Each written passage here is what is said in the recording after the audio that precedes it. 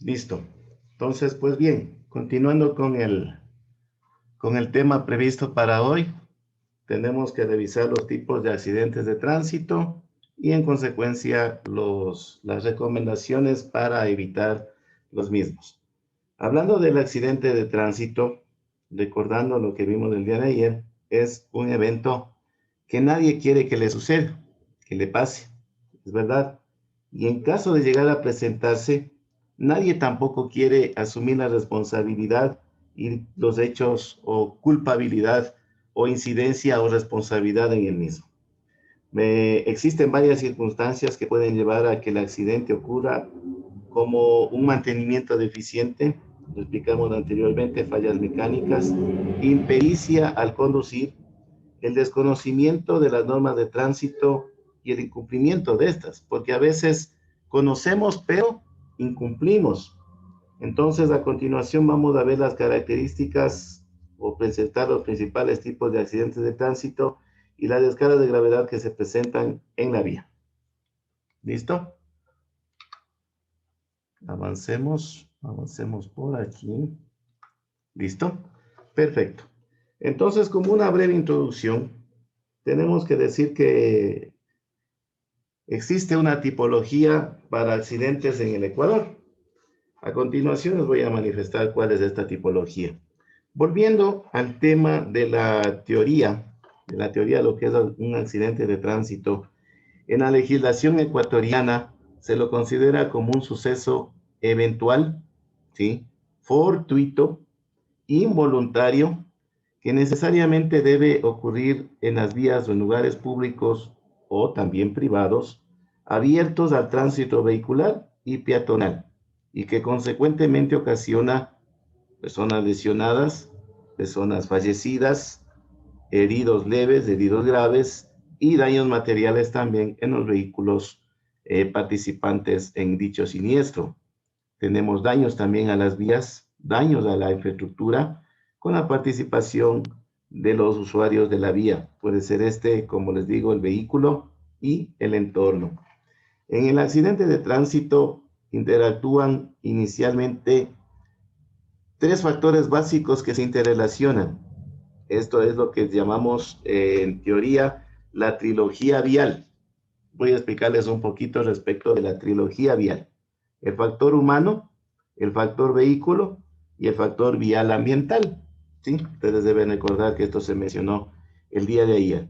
Entonces, en el factor humano tenemos que recordar que es todo lo que percibe el usuario de su entorno, la capacidad de procesar la información, la capacidad de reaccionar ante esa información y en consecuencia, justamente los accidentes pueden ser dados por una acción irresponsable, imprudente, riesgosa o negligente, tanto del conductor como del peatón, que son los elementos o el factor humano.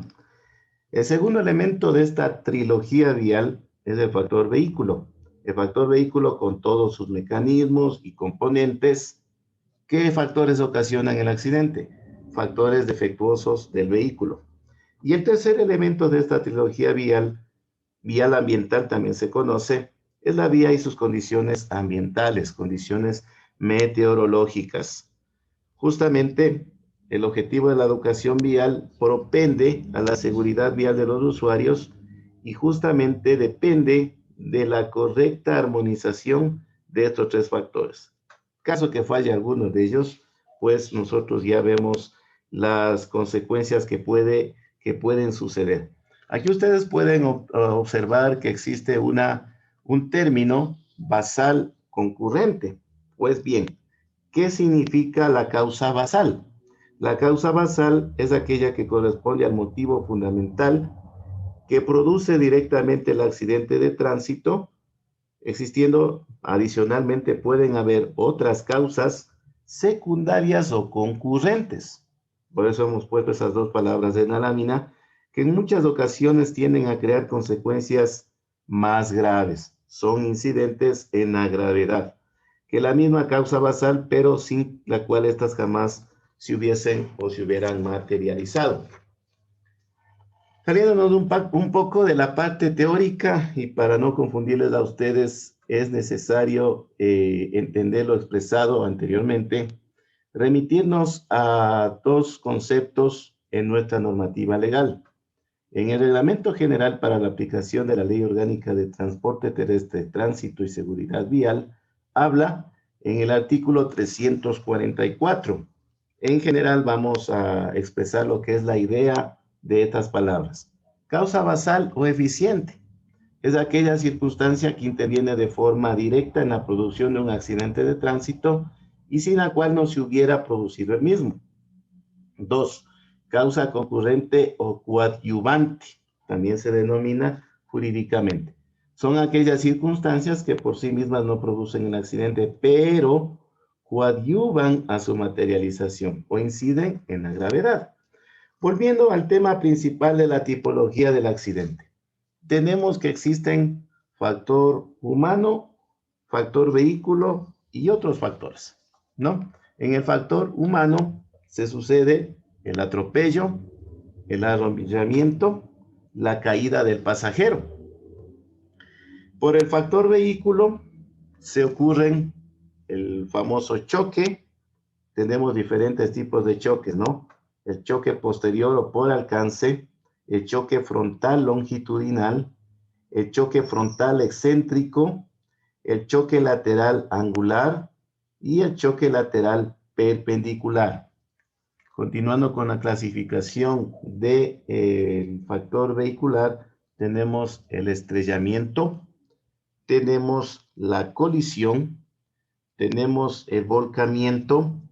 Dentro del volcamiento contamos con el volcamiento lateral, volcamiento longitudinal y entre otros factores tenemos el roce negativo, roce positivo y el rozamiento. Ahora bien, vamos a revisar todos y cada uno de estos tipos de accidentes que les estoy manifestando. Tenemos el atropello.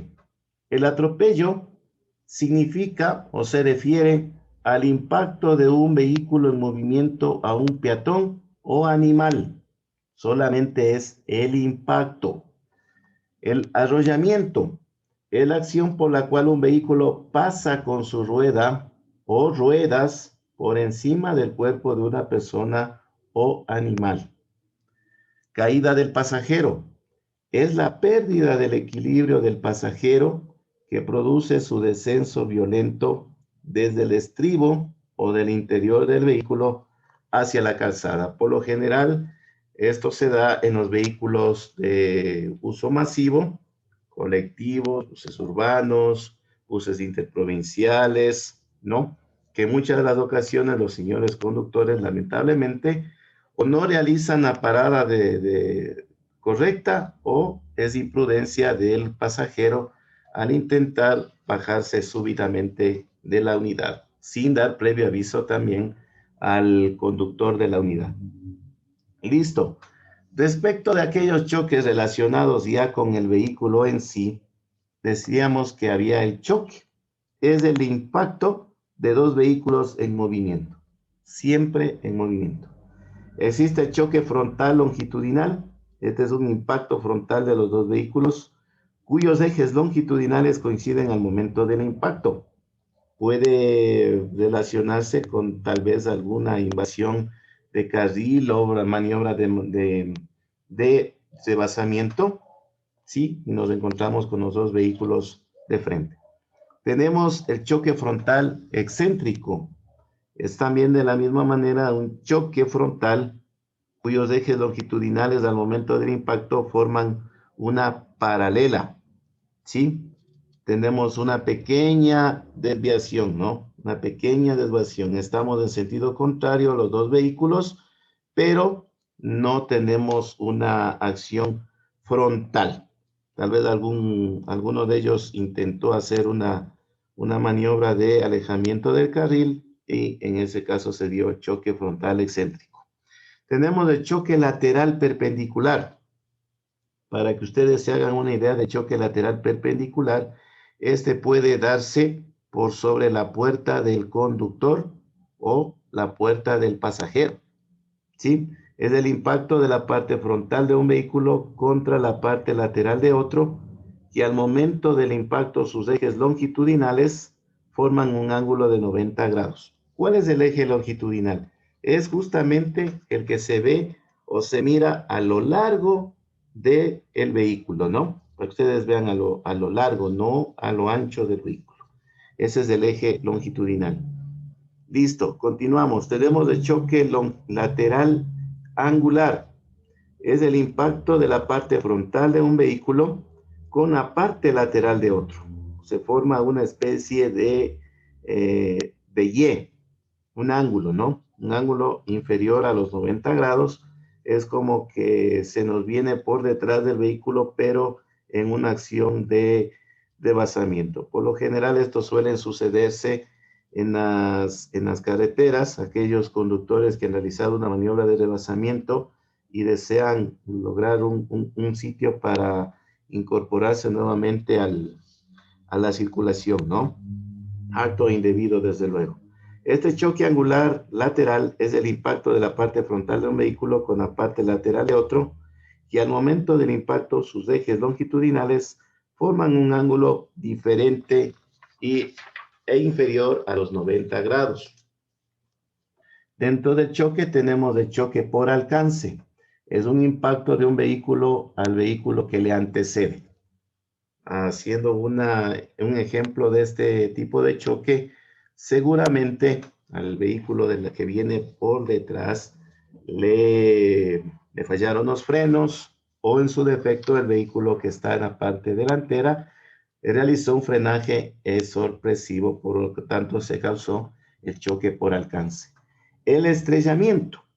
Esto ya tiene que ver del impacto del vehículo en movimiento sobre otro estacionado, ¿sí? Uno de los dos está en movimiento, el otro está fijo, o puede también ser contra un objeto que está en la trayectoria del vehículo. Ese es el estrellamiento. Uno solo de los objetos está en movimiento, el otro está en estado estático, en reposo, parqueado o fijo. Dentro de esta clasificación o tipología también tenemos el volcamiento. Volcamiento lateral es el accidente a consecuencia o es la pérdida de la posición normal del vehículo por uno de sus laterales, ¿sí? Puede ser inclusive hasta un ciclo completo. Es un volcamiento lateral en el sentido que puede darse algunas vueltas de campanada, como se escucha comúnmente, y cada uno de los giros que puede darse se genera el volcamiento, ¿no?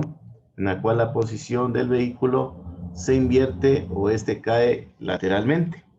Tenemos el volcamiento longitudinal, ¿ya? ¿A qué se debe el volcamiento longitudinal?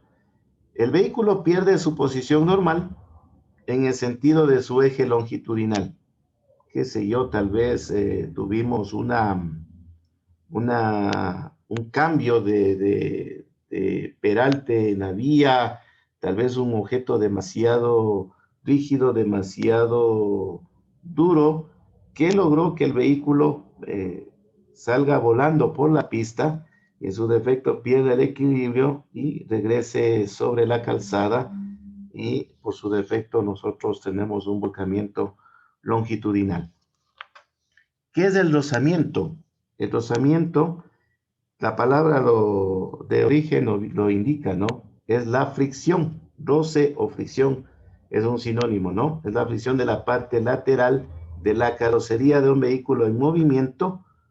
Puede ser con un vehículo estacionado o un objeto fijo. A veces el conductor no aprecia adecuadamente la distancia, y por eso es muy importante que nosotros apreciemos la distancia con los vehículos o con los objetos que tenemos a nuestro alrededor. Por ejemplo, puede darse cuando estamos buscando un lugar para parquearnos, ¿sí? Podemos chocarnos contra contra un tacho de basura, contra un poste de luz en el momento de estacionarnos. Entonces eso se refiere al rozamiento. Aquí tenemos también, de acuerdo a la tipología para accidentes en el Ecuador, el roce, que es la fricción de las partes laterales de la carrocería de dos vehículos en movimiento, determinando daños materiales superficiales. Los dos vehículos están en movimiento. Lamentablemente hay que decir que esto puede darse en una disputa inconcebible hasta cierto momento. Nos ponemos a competir con otros vehículos en las vías y ese puede ser un grave inconveniente. No medimos las consecuencias. De pronto el espacio es demasiado pequeño, demasiado angosto para que lo compartan los dos vehículos y ahí se viene dando el roce, ¿no? Y hay dos tipos de roce negativo y roce positivo. El roce negativo se refiere cuando los vehículos que intervienen en el roce circulan en el mismo sentido, es justamente lo que les hacía el ejemplo, y el roce positivo, en cambio, ambos vehículos están en el sentido contrario. No hay competencia, tal vez uno de los conductores hace una apreciación errónea del espacio libre que tiene, por lo tanto, roza con el vehículo que viene circulando en sentido contrario. Eso en cuanto tiene que ver a la tipología de los accidentes en el Ecuador. ¿Qué se recomienda para evitar estos tipos de accidentes, no? ¿Qué es lo que se recomienda? Ya sabemos que debemos conducir con responsabilidad, debemos conducir con observancia de la ley, tenemos que tener respeto hacia los demás, eso sí es una gran verdad, pero debemos apreciar desde nuestro punto de vista un tipo de conductas mucho más sencillas, mucho más comunes y entendibles para nuestro lenguaje, ¿no? Se recomienda tanto para el conductor como para el peatón, como el pasajero, inclusive para el agente de tránsito, las siguientes novedades, ¿no? El conductor, como ustedes saben, no debe distraerse conversando en el vehículo. Aunque no lo crean, también afecta el hecho de fumar, por cuanto un exceso en la inhalación de la nicotina del cigarrillo puede generar los mismos efectos que una bebida alcohólica o una sustancia estimulante, ¿no? No estar hipnotizado con la música, eso sí ya es un tema personal, pero como yo les dije, el hecho de que estemos escuchando música a alto volumen o también un dispositivo alto volumen, una actividad ajena a la conducción, como que nos aísla de nuestra acción de conducción, ¿sí? Evitar pensar en asuntos ajenos a la conducción, salud mental, salud física, estar en buen estado para realizar la conducción. Al peatón, ¿qué se le recomienda? Debe tener cuidado de cruzar a la calle, inclusive en las zonas seguras, ¿sí? En el paso cebra también debe estar observando a todos los costados. En todo caso, ustedes saben que los vehículos están obligados a circular por el sentido de la vía, mas no así no lo hacen las bicicletas, ¿no? No parar delante del vehículo que acaba de bajar, ¿sí? Parece que también ese tema está claro, ¿sí? Lo que genera esta situación. No caminar por la calzada. El sitio seguro para caminar el peatón es la acera o vereda, como se conoce. Otras recomendaciones para el pasajero. Avisar oportunamente para bajarse, no bajarse de imprevisto, no bajarse en movimiento. Ya ven ustedes lo que puede pasar. Abstenerse de bajar o subir cuando el vehículo esté en marcha, también.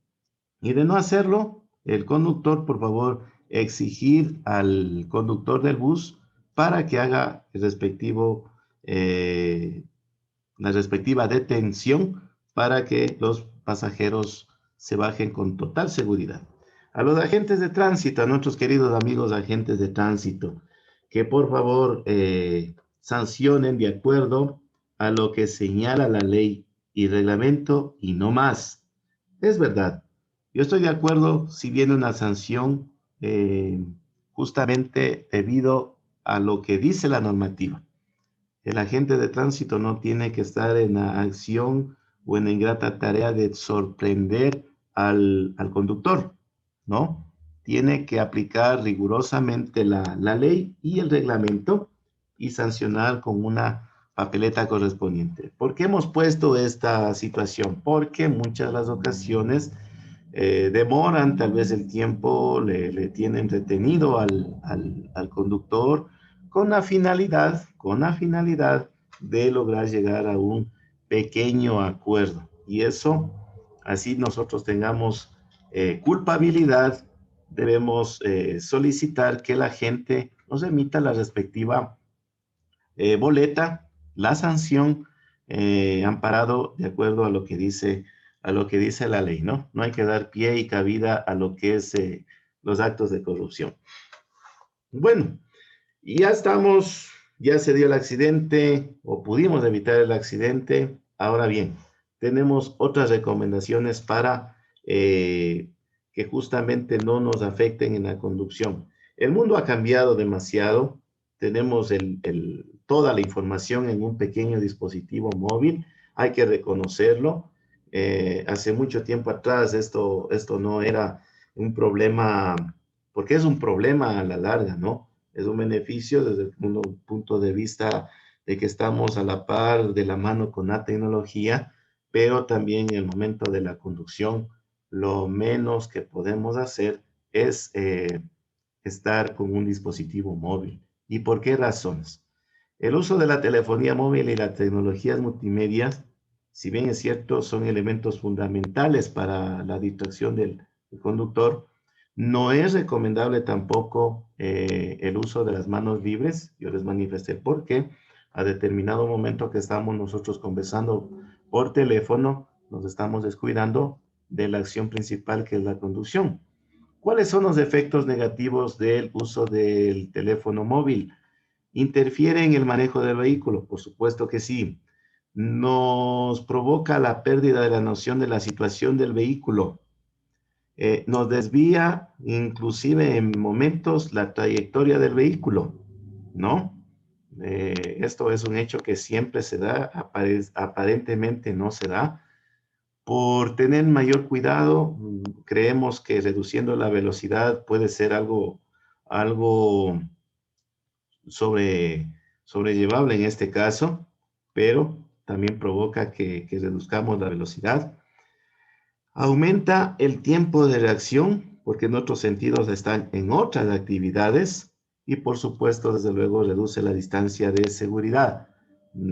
Será tal vez demasiado tarde el momento que ya estemos embistiendo tal vez a otro vehículo o quién sabe, estemos tal vez en acción en la maniobra de un atropellamiento, lo que es peor, un arrollamiento de un peatón, ¿no? Eso es lo que sucede con el uso de los dispositivos de telefonía móvil. Evitemos también el uso del alcohol. Si ustedes son señoras y señoritas muy jóvenes, esperemos que más bien el alcohol no haga de las suyas en la salud de ustedes. Más bien evitemos el uso del alcohol. Pero en todo caso podemos manifestar cuáles son los riesgos del uso del alcohol. Tiene un efecto tóxico y por ende adormecedor. Esto se da de alcohol en la sangre. Quien consume el alcohol se convierte en una persona agresiva, ¿sí? Aumenta el porcentaje del cometimiento de errores o de maniobras, ¿no? No es lo mismo, aunque muchas personas dicen inclusive que manejan, que conducen un vehículo por varios años, que a ellos nunca les ha sucedido nada, pero por eso mismo abusan del consumo del alcohol y en el camino, en la trayectoria, en el recorrido, pues van cometiendo errores en la conducción, que ellos conscientemente no se pueden dar cuenta, pero es justamente porque su consumo ya generó en ellos algún efecto negativo. Solución para aquello. ¿Cómo mejoramos el nivel de educación vial del conductor? Primero, mejorando la calidad de la enseñanza, ¿no? No sentarnos tras del escritorio o en un aula presencial, nosotros como docentes, solamente indicando los artículos, las consecuencias, la parte teórica, sino haciendo concienciar a los futuros conductores de la, de la República, ¿no? Y para conductores nobles, aquellos que ya han recibido la capacitación, ya han recibido una enseñanza, pero necesitan lo más importante, necesitan la práctica. Entonces, en este sentido, ellos deben conocer, y sobre todo ustedes deben conocer y saber sobre las consecuencias del alcohol y las drogas. Aparte de que en el tema de la salud también afecta, ¿no? Hay que reconocer que este es un factor que afecta no solamente para la conducción. El alcohol y las drogas le aíslan a la persona de la sociedad, provocan algunos daños, generan que en él crezcan o surjan otras ideas no adecuadas con lo que es justamente el bienestar para él y para su familia, ¿no? Alternativas de solución que también les presento. El conductor debe establecer su propio balance subjetivo, beneficios y riesgos. Es decir, yo por un momento voy a tomar alcohol o también voy a tener distracción en el volante o voy a cometer infracciones, pero ¿cuáles son los riesgos a los que estoy sujeto por ese cometimiento de errores? Es preferible evitar todo ese tipo de acciones y conductas para no generar accidentes en el tránsito, para precautelar mi estado de salud, inclusive para precautelar la integridad de mi vehículo en este caso, ¿no? Que son mis bienes, que quién sabe con qué esfuerzo, con qué sacrificio he logrado obtenerlos, ¿no? Aquí también una recomendación que se ve también, lamentablemente los exámenes de conducción en la Agencia Nacional de Tránsito solamente se limitan a un banco de 20 preguntas de selección múltiple y nada más. Entonces yo veo que lo mejor sería volver a lo que en algún momento fue que el examen de conducción evalúe también la experticia y el conocimiento de vehículo. Creo que no está de más, ¿no? Que el conductor vaya con su vehículo, la persona que se realice la evaluación le pregunte respecto del sistema mecánico, del sistema eléctrico, del sistema de suspensión, de cómo funcionan algunos dispositivos del vehículo y con eso sería una mejor evaluación y valoración del conductor. E inclusive teniendo en cuenta que en la actualidad tenemos algunos dispositivos de seguridad que se han implementado en los vehículos y justamente muchos de nosotros desconocemos o le tomamos a la ligera o no intentamos conocer hasta cierto punto a profundidad las virtudes de aquellas herramientas que nos brindan. Eso en cuanto tiene que ver a la exposición por el